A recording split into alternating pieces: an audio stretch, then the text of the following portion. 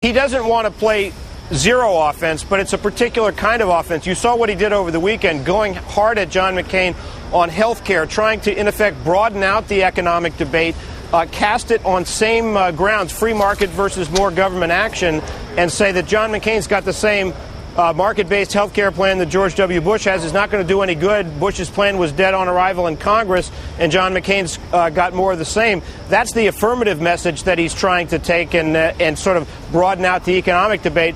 And again, John McCain, you know, they do have some of these personal issues to raise. There's Wright, although John McCain himself had said that shouldn't be on the table before. There's Bill Ayers, although that seems a difficult argument to pull off when you're talking about a guy whose crimes took place when Barack Obama was a little kid. So where exactly do they go? I'm not sure. Resco might be a more promising issue because you're talking about a guy who's a convicted felon who Obama did have a real estate transaction with.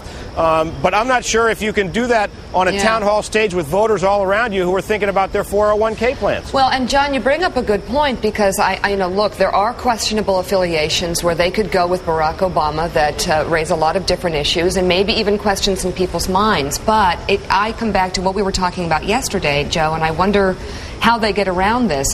The Obama campaign has Charles Keating in their back pocket, and they could go there during the debate tonight, and that would not be good for John McCain.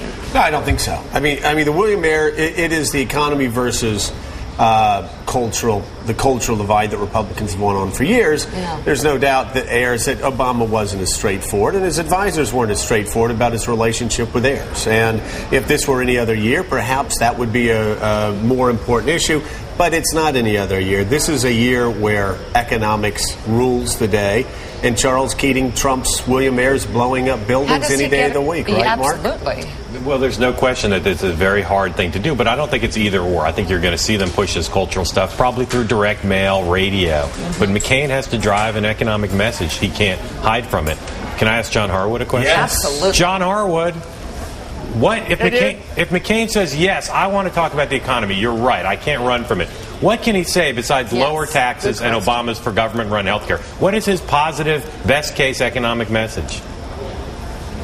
Well, it's a tough message to carry, Mark, but look, what I would do if I were him, and that was the turf that I was going to fight on, you actually try to make a realistic argument that the free market usually does work pretty well, that has been the engine of our prosperity in the post-war period, sort of push back against this narrative that Democrats are casting that, Obama has a narrative that ends with a final verdict of the Wall Street meltdown, and that's what Republican economic philosophy has produced.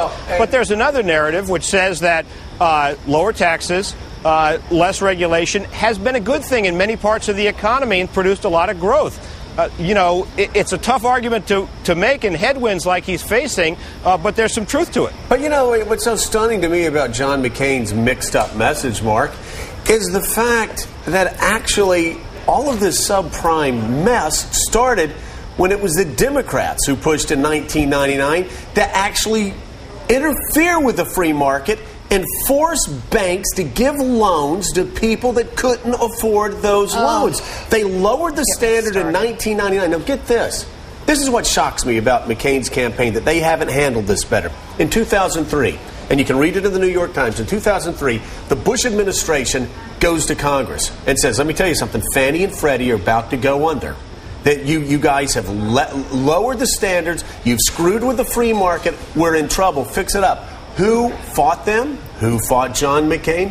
Barney Frank, Nancy Pelosi, hey, Joe. The Democrats. That's a really good point. That's so fair. And John Harwood, it is shocking to me that Republicans, and they deserve to lose if they're this stupid, Republicans have listened to Democrats blame this on Republicans cutting regulations when it was the Democrats that forced, in 1999, the Democrats that forced regulations to be lessened. And then when Republicans came in 2003 said, we got a problem here, we got to fix it up. It was Barney Frank, Nancy Pelosi, Harry Reid, Democratic leaders that said, no, you're just picking on poor people. Joe, you're onto something there. And look, part of this goes to the nature of Fannie and Freddie, part private, part public. But I thought one of the stronger moments for Sarah Palin in that debate with Joe Biden the other day was when she also talked a little bit straight to the American people and said part of this goes to the appetites which our political system has encouraged, Democrats in particular, of expanding home ownership as broadly as possible. And Republicans jumped on this, too, to try to say basically that the definition of economic success is owning your own home. And so they tried to push down the income scale as much as possible, home ownership.